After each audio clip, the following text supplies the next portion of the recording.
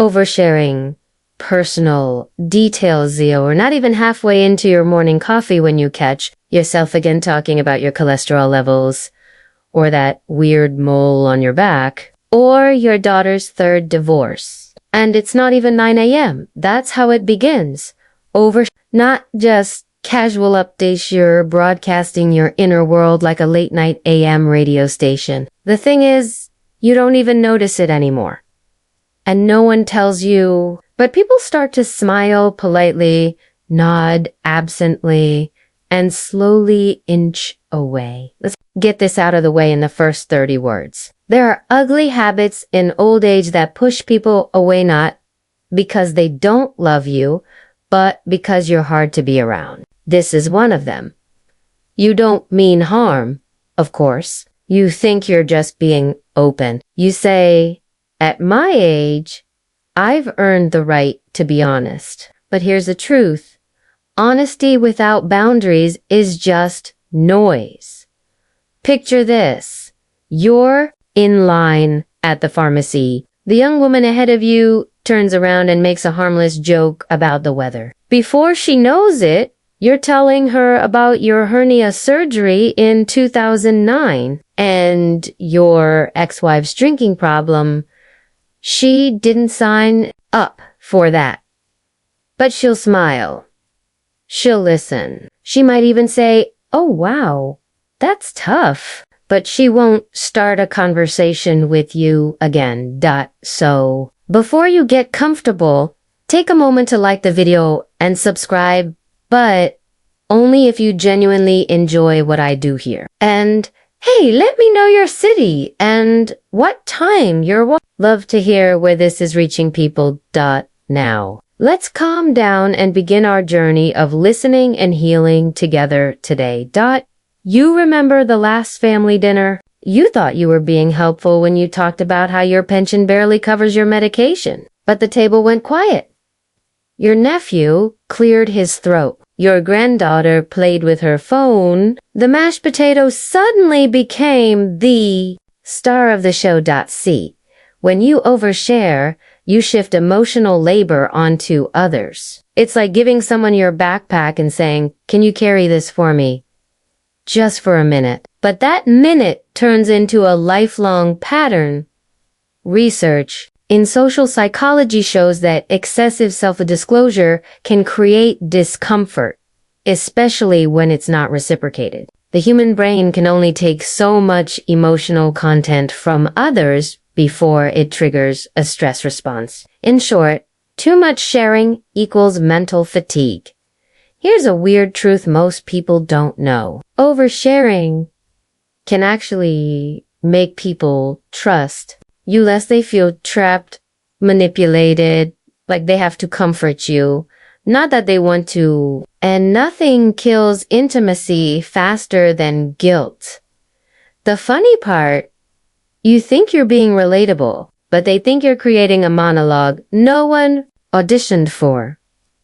Experts still debate whether oversharing in old age is linked more to loneliness or a decline in. Some say it's neurological, others say it's cultural.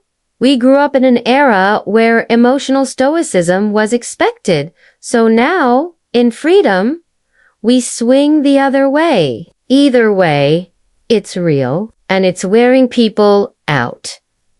Let's laugh a little here. Ever caught yourself saying, "Well, since you asked," even when no one asked? Or better, I probably shouldn't tell you this, but if you've said those words more than once this week, yeah, you already know. Here's how to gently fix it without shutting yourself down. Use the 3-second rule. Before speaking, pause for 3 seconds. Ask yourself, is this helpful? Or is this just unfiltered emotion? Replace details with feelings. Instead of saying, "My knees are bone on bone, and I need injections every 4 weeks," try, "I've been dealing with some pain lately." It's a reminder to slow down, make space for others. After sharing, Flip it. Ask, how have you been? Then truly listen. Don't wait for your turn. Wait for their truth. Let's be honest. People love you more when they don't feel burdened by you. You can be vulnerable and wise. Just don't flood the room with every file in your emotional cabinet. Remember when conversations felt light, full of laughter and stories, not medical reports or family conflicts? You can get that back. You just need to shift your mindset. You don't have to share everything to be seen because, my friend, if you keep telling everyone your entire story unfiltered, you leave nothing for them to discover. And discovery quiet, curious. Mutual discovery is how connection truly happens. Let's move forward. That was just one habit. And remember, the last time you opened up too fast, maybe it's worth thinking. Was I trying to be understood or just trying to unload? Time to go deeper. Let's walk into the next shadow together. Acting entitled and always right. And now you're sitting on the porch, watching the neighbor's teenage son mow the lawn, badly. You shake your head. That's not how you cut grass. Back in my day, we knew how to finish a job. You say it under your breath, but it's not just the lawn. It's the music they play, the way they talk, the fact that they don't say thank you as often as they should. You begin to believe something quietly, deeply, and without much doubt. You've earned the right to be right because you've lived, you've paid your dues, you've made it this far. But here's the hard truth. The moment you believe your age automatically makes you correct is the moment people start emotionally distancing from you. You don't shout it. You don't wave a cane around yelling, I'm always right. It's subtler than that. You correct people mid-sentence. You laugh when they talk about new ideas. Oh, that won't work. You dismiss unfamiliar opinions with a simple, that's ridiculous, and move on. You feel confident. They feel unheard. You probably remember when being young meant not being taken seriously. And now, somehow, that script has flipped. You've become what you used to resent someone who doesn't listen, just waits for their turn to talk. Psychologists call this cognitive rigidity, a common trait that grows stronger with age if unchecked. It's the mental equivalent of stiff joints. Your thinking gets stuck. You don't stretch it anymore. And slowly, you become someone who isn't seeking truth, just comfort. Here's the funny twist. Confidence is attractive. Entitlement is exhausting. People can feel the difference, and they'll walk away from the latter with a polite smile and a silent promise, never again. One study even found that older adults who listen more than they speak are more likely to be seen as wise, respected, and emotionally intelligent. Meanwhile, those who interrupt or correct others frequently are rated lower on emotional warmth, even if they're incredibly knowledgeable. There's a fact few know. The brain becomes more certain with age, but not necessarily more accurate. You're not always right. You're just sure you are. Big difference. And that certainty can hurt relationships. Your adult children may call less. Your coworkers might stop asking for input. Even the server at the diner might take the long route to avoid your booth. And experts still debate whether entitlement in older age stems from societal invisibility or internal insecurity. Is it that people don't respect seniors enough? Or is it that some seniors stop trying to earn that respect in the first place? Let's break the tension with a laugh. You ever say kids these days? and follow it with something that secretly made you jealous. Yeah? That's not just judgment. That's mourning. You're grieving a world that no longer bends around you. Here's a soft fix one that doesn't bruise your dignity. 1.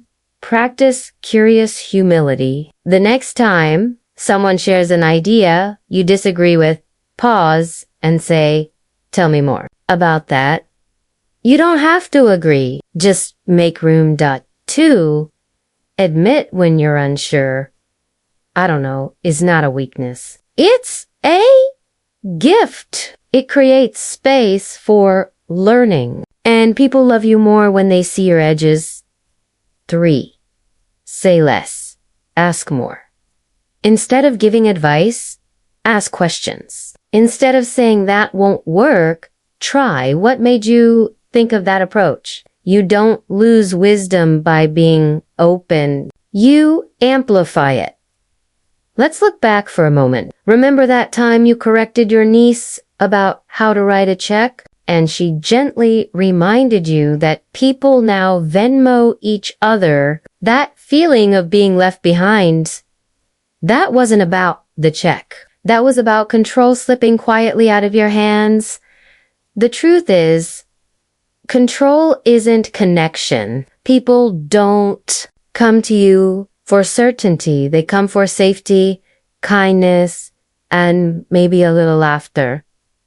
And yes, you've earned respect, but respect doesn't come from demanding it. It comes from giving it, even when your ego whispers that you know better. So maybe, just maybe, you aren't always right. And in that realization, you just became more human, more lovable, and far easier to be around. Remember the boy mowing the lawn? Let him mow it crooked. Let him figure it out.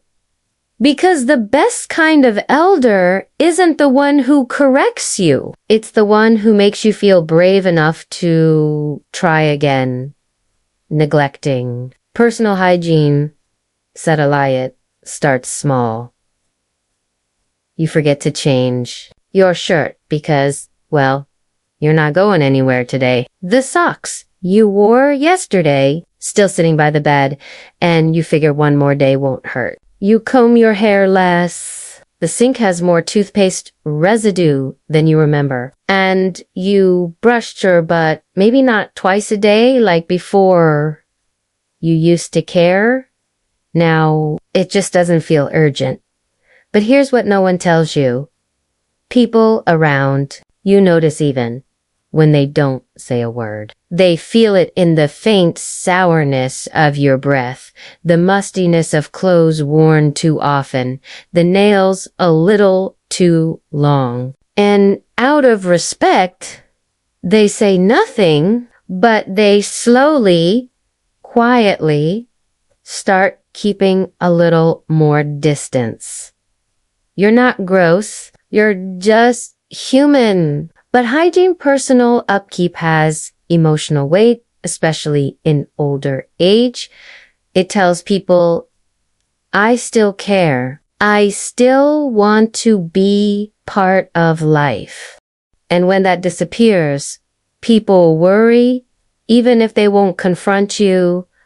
They wonder if you're depressed or if you've stopped valuing yourself. They might offer subtle hints. Want to stop by the barbershop together? But the unspoken message is this: you're fading out of the picture. Here's the thing. In your 30s or 40s, skipping a shower might be called grinding through a rough week. In your 70s, it becomes a warning sign. Same action, different interpretation. There's an uncomfortable truth here. Personal hygiene is one of the last frontiers of dignity. And once you start letting it go, people assume you've let everything go. Neurologists have studied this in older adults. Slight changes in hygiene habits often signal shifts in mental health or cognitive function. Sometimes it's memory related, just forgot. Sometimes it's motivational, you didn't see the point. But over time, these micro decisions send macro signals to everyone around you. You think, no one's visiting me today, so who cares? But that becomes the rhythm, and eventually people stop visiting because of it. Here's a little known fact. Since our memory triggers, if you used to wear a clean aftershave or a specific lotion, those smells made you memorable, comforting. When they fade or worse, when unpleasant odors replace them, you're not just neglected, you become forgettable. Let's lighten the mood a bit. Ever walked into a room and thought, what smells weird, only to realize, a horrifying minute later, it might be you. Yeah. We've all had that moment, and the older you get, the harder it is to tell because your nose dulls with time. That's not your fault. That's biology. But it means you can't trust your own senses the way you used to. You need systems. Habituariness. Here's how to return to yourself -gently: 1. Set visible hygiene cues. Put mouthwash on the counter. Lay out clean clothes every night. Don't rely on memory. Rely on visuals. 2.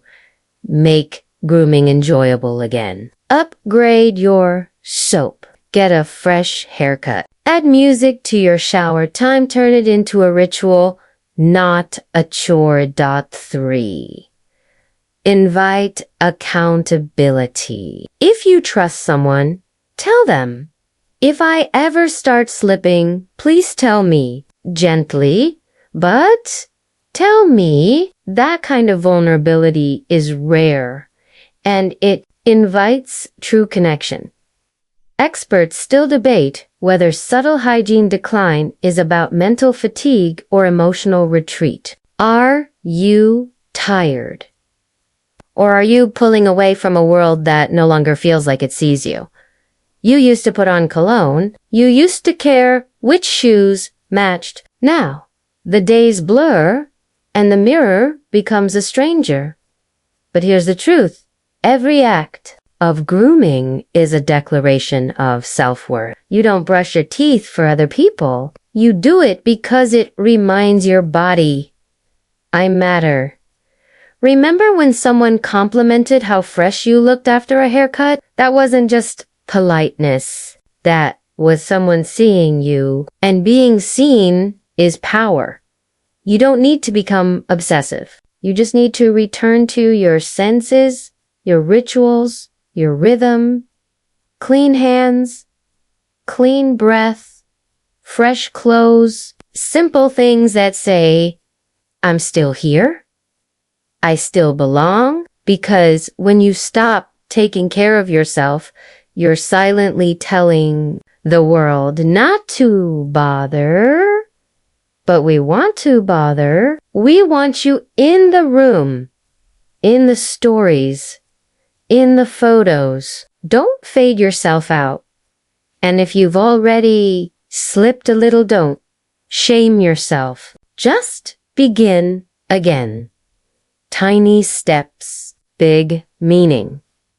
Now, take a deep breath and ask yourself, do I still show up for me? Because that's the heart of it all. Being emotionally draining without realizing you answer the phone with a sigh, not a hello, not a good to hear from you. Just that long, weighty sigh. And the person on the other end, your daughter, maybe, or your old friend already, knows what's coming. Another emotional downpour. You don't do it on purpose. You're not trying to ruin anyone's day. You just have a lot on your chest and not many people to talk to. So when someone finally calls, it spills out the aches, the loneliness, the fear of losing independence, the no one ever visits anymore. And you think, Well, if they love me, they'll listen, but they're listening less. Here's the hard part. No one tells you being emotionally draining doesn't mean you're a bad person. It means you're heavy to be around. It happens quietly over time. You used to make people laugh. Now you make them worry. You used to tell stories. Now you tell regrets. You used to lift the room. Now you absorb the light. There's a difference between being honest about your pain and making your pain the main character in every room you enter. And once that shift happens, people retreat in the kindest ones, because emotional energy is finite and they feel you taking more than you give. Psychologists call this emotional contagion. Your mood doesn't just stay inside you, spreads. And if the room always feels heavier after you speak, people start protecting their peace by avoiding you. Here's a strange truth. People don't need you to be happy. They just need you to be balanced, to leave some space in the conversation for joy for them, for something lighter. But you don't realize it's happening because emotional fatigue is invisible. And no one wants to be the one to say, talking to you drains me. So they start texting less, calling less. You think they've grown distant, but really they're just protecting their bandwidth. And still, experts argue, is this behavior about depression? Or is it habit? Have you fallen into a cycle of low energy? Or has the cycle become your identity? The line is blurry, but either way, you deserve better than to be isolated by your own patterns. Let's laugh for a second. Ever call someone and hear them say, "I've only got a minute"? That's not always about time. Sometimes it's a warning. Please, don't unload everything right now. Here's how to break the cycle without faking a single smile. 1.